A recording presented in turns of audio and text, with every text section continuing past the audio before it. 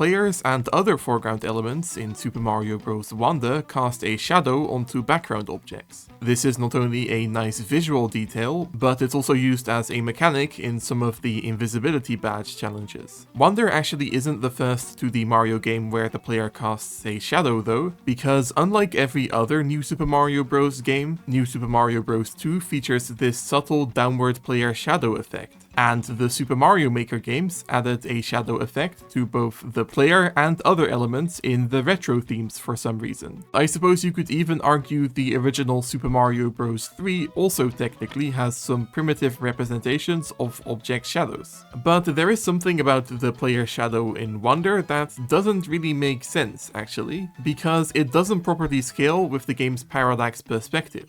For example, this orange block tower thing is clearly supposed to be a bit further away in the background because of how it moves quite slowly relative to the foreground layer. And yet, this here isn't some kind of reflection, the player casts a normal sized shadow onto it, which doesn't make any sense in terms of how shadows work in relation to depth. The shadows in Super Mario Bros. 3 don't really make any sense either, since here this block casts a shadow onto the sky, but that's because Super Mario Bros. 3 is supposed to be a stage play. So does that mean Wonder is a stage play too? I don't think so. I think the reason shadows work in this slightly nonsensical way in Wonder is because this makes them easier to use as a mechanic in those invisibility badge challenges.